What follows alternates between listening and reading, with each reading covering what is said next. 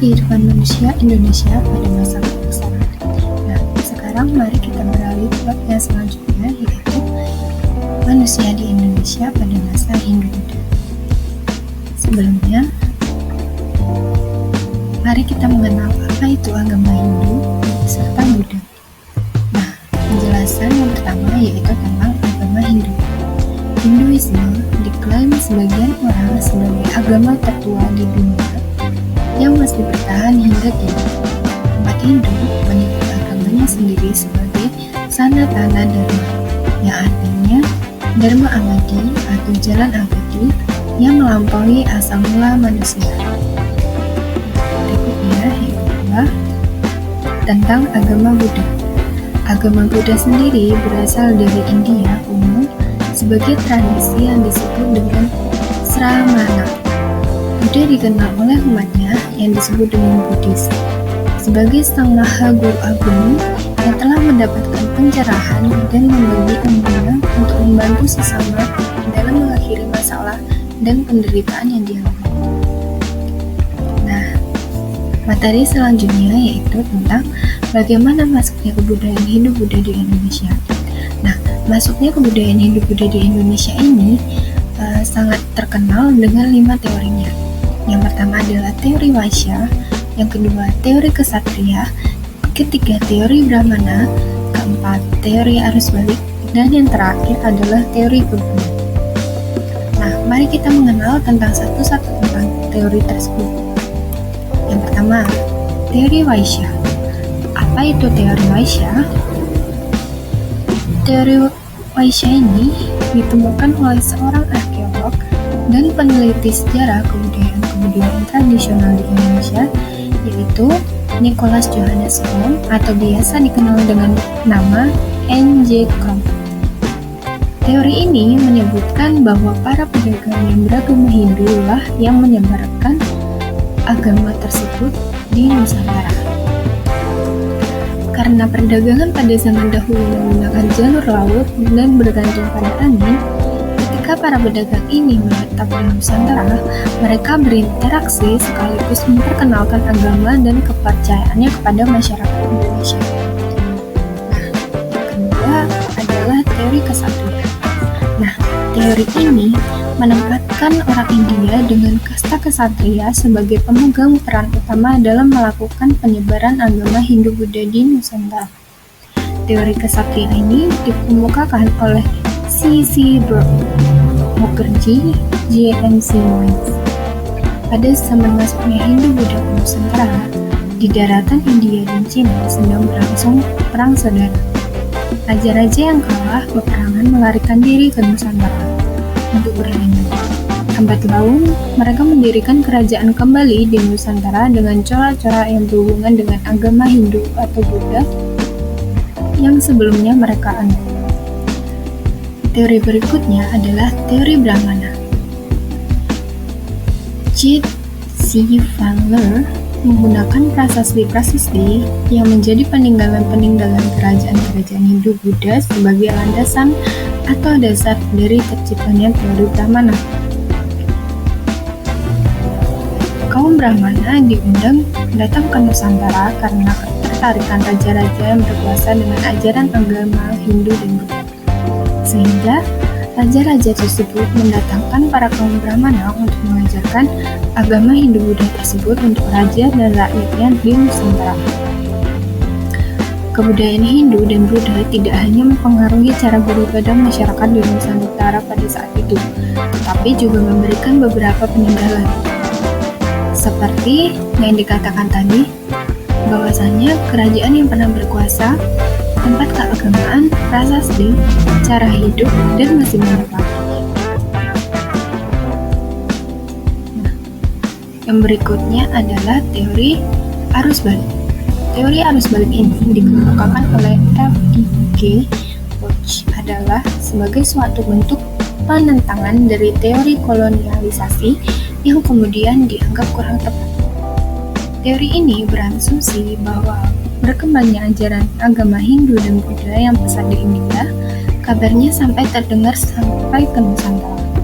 dan kemudian menarik minat para kaum terpelajar di Nusantara untuk berburu ke India. Setelah mereka berburu dan pulang ke Nusantara, mereka mulai menyebarkan agama baru yang mereka pelajari di sana sehingga pembuka agama dan pemuda.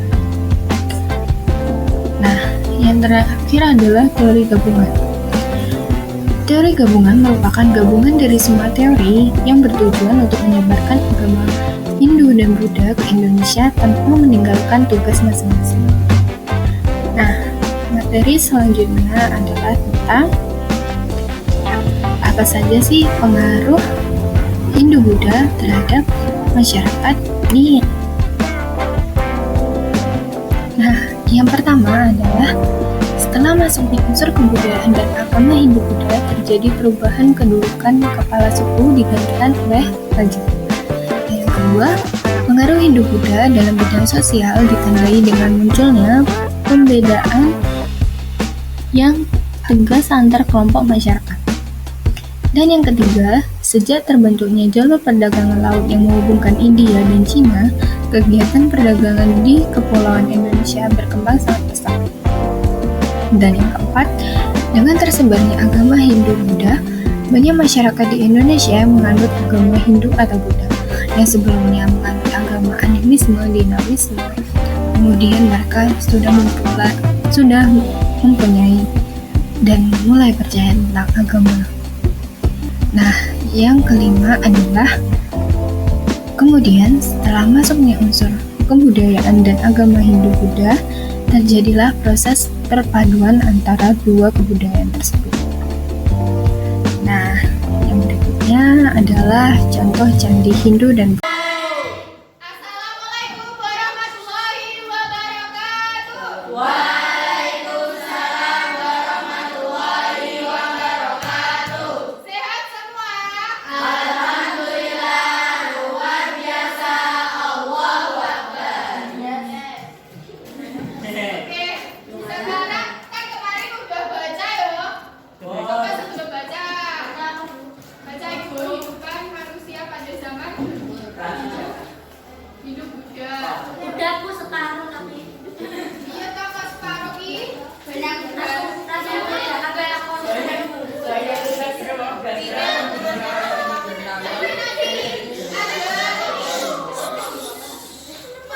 Ini ada soal sama jawaban. Terus, setiap orang nanti nilai ini aja.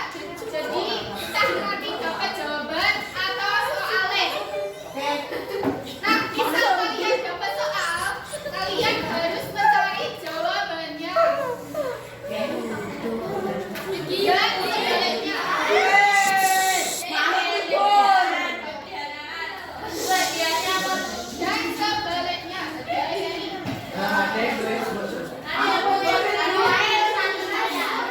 Contoh misal aku dapat soalnya, aku harus nyari jawaban. Nah ini punya jawaban nih. Nanti Prambanan. Nah dicocok nih ngono yo. Paham gak? Siapa belum paham? Belum paham. ya paham aku maksudnya gimana. Jadi gini, berarti itu nanti nyari pasangannya. Nah, nyari pasangan. Pasangan dulu.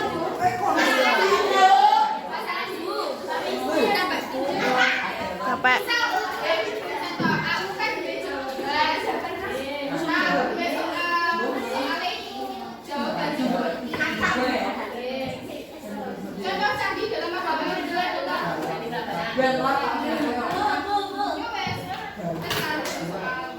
Beri gambar dong. Nggak harus. Berarti yang dari pasangannya itu Nggak harus. Terserahmu. ya iya Nggak, aku video.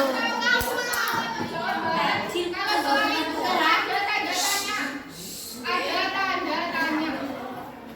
Di akhir kalimat ada tanda tanya. Oke? Ayo sama saya paham nih. Wes ya paham ya.